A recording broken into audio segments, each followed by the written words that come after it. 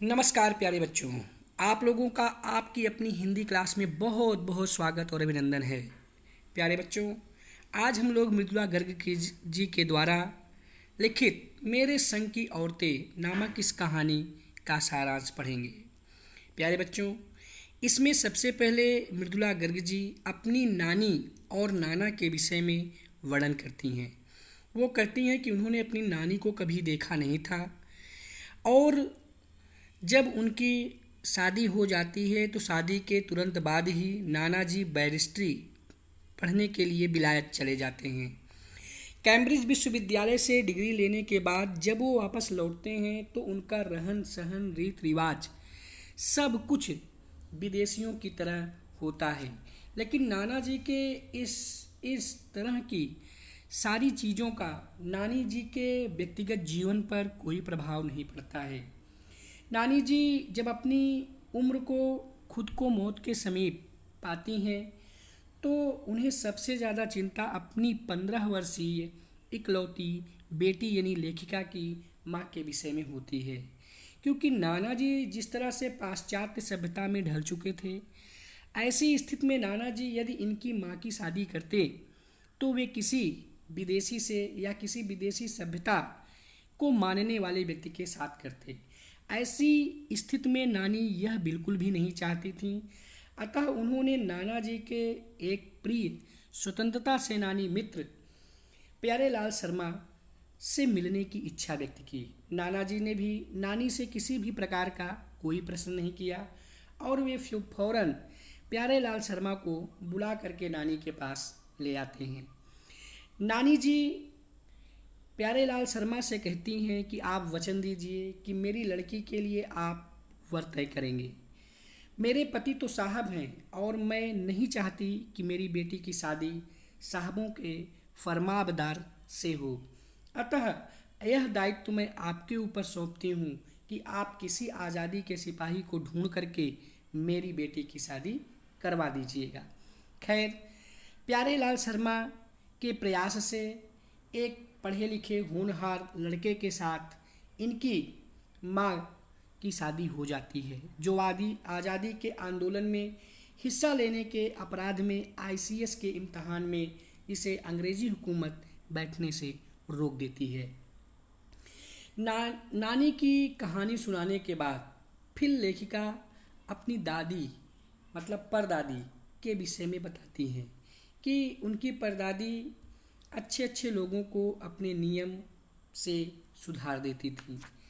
इनकी परदादी इतनी अच्छी थी कि उन्होंने तो ऐसा सुना गया था कि हम हाथी पे हल ना जुतवाया करते, हम पे बैल। यानी बचपन में मुझे इस जुमले का भावार्थ समझ में आ जाता था जब देखा था कि बच्चों के मामूलियत परवरिश के मामले में माँ के सिवाय घर के सभी प्राणी मुस्तैद रहते थे।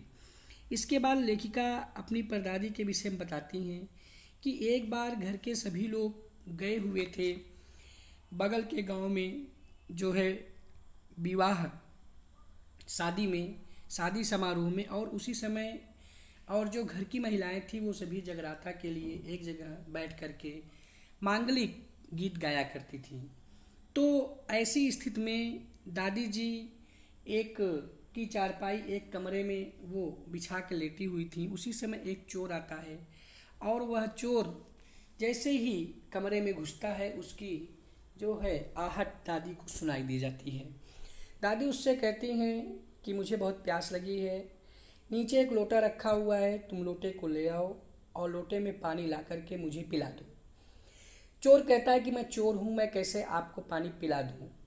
तो इस पर दादी कहती हैं कि भगवान और तुम्हारे सिवा कौन है मेरा, क्या तू मुझे पानी नहीं पिलाएगा? क्या तुमने नहीं सुना है कि प्यासे को पानी पिलाना कितना पुण्य का काम होता है। तो इस पर जो है वह चोर पानी लेने के लिए लोटा उठाकर जैसे कुएं के पास जाता है वैसे घर के नौकरों के द्वारा पकड़ लिया जाता है। इसके बाद दादी उस चोर से लोटे में पानी मांगती हैं और वह चोर पानी देता है, तो दादी उस लोटे का आधा पानी पीती हैं और आधा पानी उस चोर को पीने के लिए कहती हैं। चोर तो पहले तैयार नहीं होता है, लेकिन जब दादी उसे डांटती हैं तो वह आधा लोटा पानी पीने के लिए तैयार हो जाता है। और तैयार होने के बाद वह चोर तुरंत जो है फिर दादी के सामने वह हाथ जोड़ने लगता है। दादी उससे कहती हैं कि तुमने इस लोटे का पानी पिया और मैंने भी पिया, तो इस तरह से तुम और मैं, हम दोनों माँ बेटे हुए। अब तुम चाहे चोरी करो चाहे खेती बाड़ी करो, यह मैं तुम्हारे ऊपर छोड़ देती हूँ। तो दादी के इस कथन ने चोर के हृदय को परिवर्तन कर दिया और वह चोरी के कार्य को छोड़ करके खेती का कार्य करने लगा। इसके बाद लेखिका अपनी परदादी के विषय में बताती है कि उनकी परदादी लीक से हटकर थी। जहाँ लोग अपनी बहू के लिए ईश्वर से बेटे के होने का आशीर्वाद मांगते हैं, मन्नत मांगते हैं, वहीं दादी बेटी के लिए भगवान से मन्नत मांगती हैं। दादी इधर भगवान से फरमाइश करती हैं और इधर भगवान का तथास्तु नामक घंटा बजता है और एक के बाद एक इस तरह से 5 बेटियां लेखिका के मतलब दादी के की बहू को भगवान दे देते हैं। इसके बाद लेखिका बताती है कि हम जिस समय 15 अगस्त 1947 को अपना देश आज़ाद हुआ था, उस समय मैं सिर्फ मात्र 9 वर्ष की थी और टाइफाइड के बुखार से मैं ग्रस्त थी। सभी लोग आज़ादी का जश्न मनाने के लिए इंडिया गेट पर जा रहे थे। डॉक्टर ने मुझे वहां जाने से मना कर दिया और मेरे पिताजी मेरा मन बहला रहे इसलिए ब्रदर्स काम का राम जो नामक एक उपन्यास दे दिया और मैं उस उपन्यास को पढ़ने में इतनी मग्न हो गई कि मेरा शेष सारा समय व्यतीत हो गया। फिर लेखिका बारी बारी से अपनी बहनों के विषय में बताती हैं कि दादी माँ ने जो भगवान से मन्नत मांगी थी, उस मन्नत का असर इतना ज़्यादा हुआ कि ईश्वर ने छप्पड़ फाड़ के एक के बाद एक इस तरह से 5 बेटियाँ दे दी। जिसमें पहली लड़की के लिए जिस लड़की के लिए मन्नत मांगी थी वह मैं नहीं, मेरी बड़ी बहन मंजुल भगत थी। घर का नाम रानी था, बाहर का नाम मंजुल था। शादी के बाद उन्होंने चूंकि लिखने का कार्य किया इसलिए उनका नाम मंजुला भगत पड़ गया।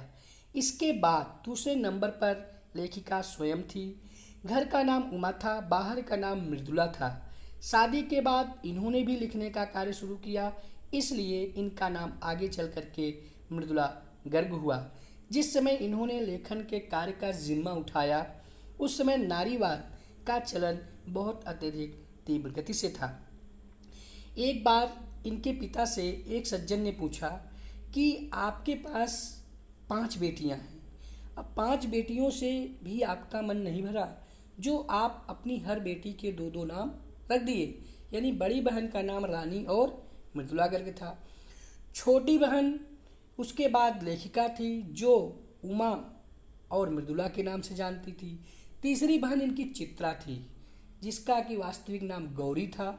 इसके बाद जो शेष इनकी 2 बहनें हुई जिसमें अचला और रेणु, उन लोगों के नाम को पिता ने सिर्फ एक ही नाम दिया क्योंकि ऐसा लगता था जैसे शायद जो है पिताजी ने इतनी बातें लोगों के द्वारा सुन ली थी कि फिर उन्होंने अपना विचार बना लिया कि मैं अपनी शेष बेटियों के नाम सिर्फ एक ही रखूँगा। इसके बाद हम 5 बहनों के बाद एक भाई हुआ जिसका नाम था राजीव। अचला जो है वह मृदुला गर्ग से 8 साल की छोटी थी और वह अंग्रेजी भाषा में लिखती थी और राजीव जो है वह हिंदी भाषा में लेखन का कार्य करते थे। इसके बाद लेखिका आगे बताती है वह जो है अपनी जो है सबसे छोटी बहन रेणु के विषय में बताती है कि रेणु बहुत जिद्दी स्वभाव की थी। वह गर्मी के समय में भी स्कूल पैदल जाती थी और गाड़ी होते हुए भी वह गाड़ी पर न बैठ करके पैदल आना ज़्यादा पसंद करती थी और कितना भी उन्हें समझाया जाए लेकिन वह जो एक बार सोच लेती थी वही करती थी। यहाँ तक कि जब उनका इसके बाद फिर तीसरे नंबर पर चित्रा थी जिसे गौरी कहा जाता है। गौरी को तो कॉलेज में पढ़ने जाती थी लेकिन वो पढ़ती कम थी, दूसरों को पढ़ाने का कार्य ज़्यादा करती थी और यही वजह था कि जिसको ये पढ़ाती थी उसके नंबर ज़्यादा आ जाते थे और इनके नंबर कम आते थे। ये जब इनके शादी के लिए एक रिश्ता आया तो इन्होंने एक ही नज़र में लड़के को पसंद कर लिया और इन्होंने यह अपने पिताजी से कह दिया कि मैं शादी करूंगी तो उसी लड़के से करूंगी, नहीं तो मैं नहीं करूंगी। और यह बात उन्होंने अपनी पहली मुलाकात में उस लड़के से भी बता दिया था कि जो मैं सोच लेती हूँ मैं उसे करके रहती हूँ। इसलिए वह लड़का भी बात को आगे नहीं बढ़ाता है और इनकी बहन चित्रा के आगे हथियार डाल देता है। इसके बाद लेखिका अपनी सबसे छोटी बहन अचला के विषय में बताती हैं।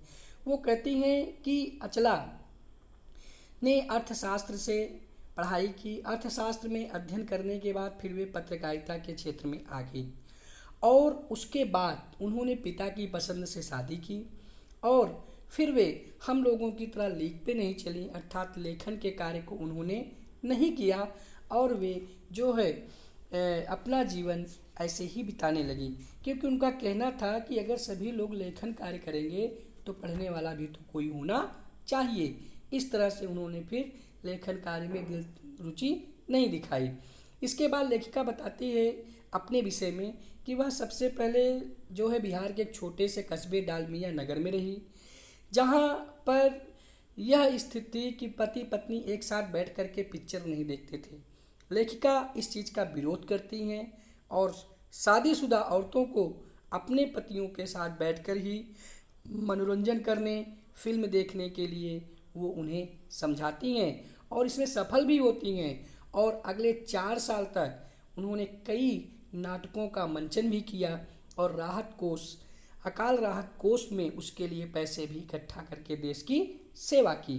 इसके बाद फिर लेखिका आगे बताती है कि इस तरह से बहुत सारे ऐसे जो है समय आए जिनमें कि उन्होंने अपने देश के लिए अपनी लेखनी के माध्यम से जो है देश के लिए बहुत ज़्यादा जो है कार्य किया और उन्होंने उस समय के ज्वलंत मुद्दों को अपनी लेखनी के माध्यम से लोगों के सामने प्रकट करने का प्रयास किया।